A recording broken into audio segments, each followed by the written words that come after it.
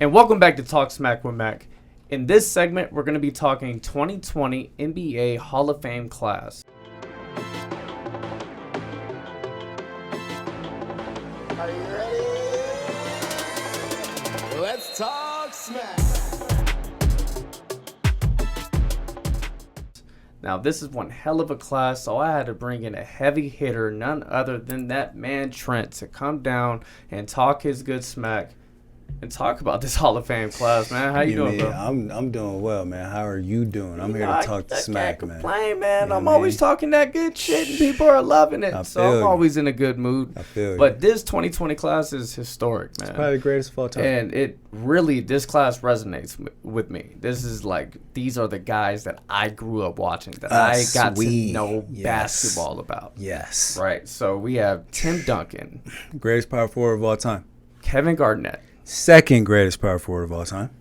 And the man better known as the Bean himself, the Black Mamba, the basketball god, Kobe Bryant. The second coming of Michael Jordan, and the only person that deserves that honor of saying that shit. I agree, man. This class is different, man. 11 championships between these guys. The amount of accolades in this is crazy. You got one dude who scored 81. You got one guy who transformed an entire position. And then you got another dude who is influencing the league to this day with Kevin Garnett. So, I mean, you got a guard and KD who is playing like Kevin. And then you got Tim Duncan, that's the big fundamental. It's the big fundamental. So, I mean, this was one of the greatest classes that I had ever seen. And, man, shouts out to Bean.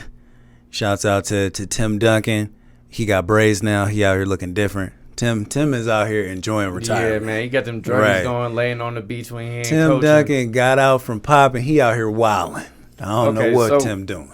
I want to talk about how this class stacks up against other classes, but before we get to that, I want to give these three guys their spotlight. Talk a little bit about them. Talk about things that resonated with you with each guy. But I'm gonna start. I'm gonna take This is Talk Smack with Mac. Kobe Bryant was the reason I got into sports, man. Not even just basketball. Okay. It was different for me. Like, the first time I ever turned on a basketball game, I remember being at my grandma Elsie's house, and they had the NBA championship going to 99, 2000 championships. And I was like, oh, man, this is hype. Everybody's down here watching the games. Shaq and Kobe are doing their thing. My grandma Elsie absolutely loved the Lakers, and everybody in the house loved the Lakers. I was like, oh, that's basketball, man, right this there, is man. Like, this has brought excitement to me. I love this. That's shit. NBA on NBC, right? That's real hoops. That's real hoops. I was like, come on now, 5. Come on now, maybe 6 years old, man. And I seen this, and I've been rocking with them ever since. I have so many memories of Kobe Bryant, but it was different. It was like, for Kobe Bryant helped me in a lot of ways outside of just basketball and sports. There was times when my brothers would be out running the streets doing bad shit. Right. And you know what I wanted to do? Sit my ass on the couch by 7:30, Channel 49, FSM West, and I was checking in, watching the Lakers. I feel it. Every single home game. Kobe's mantras have more than just to do with basketball. Yes, like man, Kobe, that dude, the adversity that he faced, the work that he put in, the determination that he had, and the standard that he set goes unparalleled. From beyond the basketball world to many CEOs and people that wanted to work with this man before he passed. He obsessed. Obsessed with success. Yes. That's what this man was. And that's what I want a little piece of that. Exactly. I feel you. I'm in tremendous debt to this guy, and so is a bunch of us out here for the things that he taught us. Yes, he wasn't perfect, and he made mistakes, but God damn it, he tried his fucking best. And that's all you could ask for. That's all you can ask for. I'm never going to forget that nappy fro. I'm never going to forget number 8. Because he didn't give a fuck. He was trying to dunk on everybody and put his balls in their mouth every single chance he got. Putting up 45 on the Kings, I stuck my chest out. This dude was one screaming, of those I ones. got Bibby in the huddle. Right. I got Bibby. He was one of them ones, man. And I think the thing that like separates Kobe, and I'll say like my greatest memory of him, and it'll probably be cliche, but it was when he airballed those 3 threes in Against Utah. the Jazz, Right. Like no rookie No 18-year-old is He's going to be taking like, three give me the threes, rock, yeah. and I just I got here. this. Right. Yeah. With Shaq on the team. With Shaq on the team, Nick Van Exel on the team, Eddie Jones on the team, Rod Rory on the team, we going to throw it to you. That should let you know right there everything this guy. dude is about. And he missed him, so it's not like he made him. It's not like it was like everything was in front of him. It was like you getting made fun of. Mm-hmm. Everybody's talking about you. You were the laughing joke of ESPN. To go from the dude who airballed 3 threes to the dude who is like top 3 in scoring all time.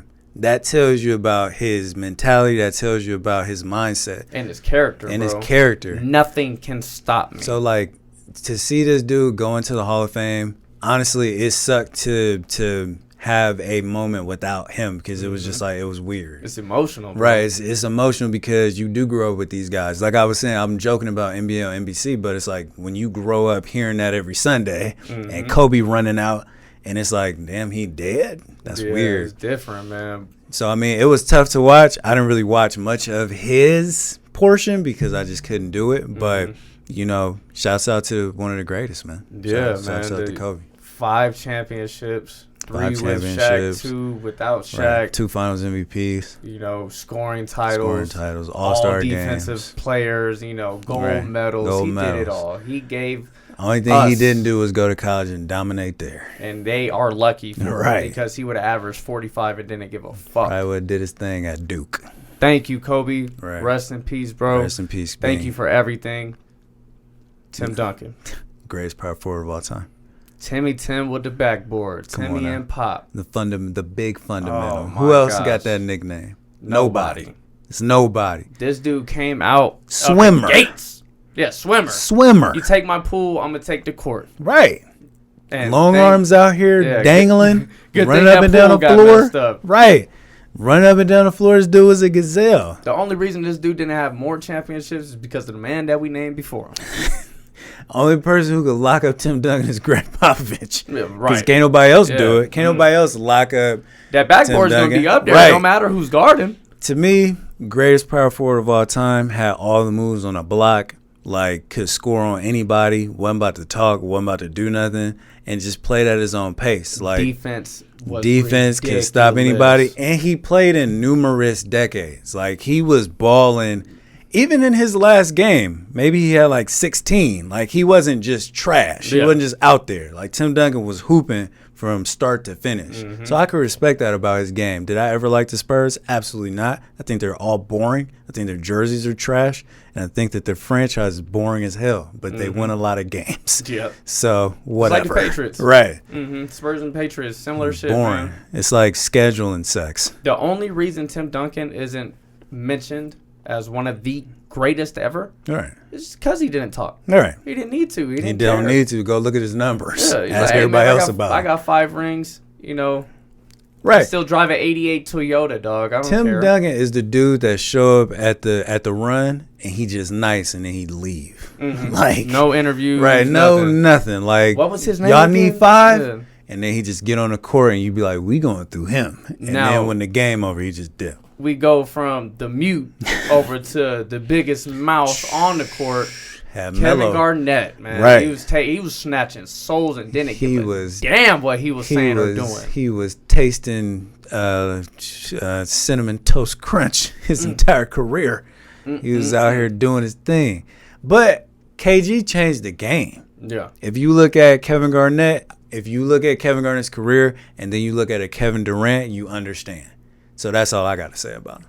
Yeah, man. KG, he was a fierce competitor, man. But a freak of nature. Yeah. A freak of nature. Look at a 7-foot dude who was playing point guard at one time.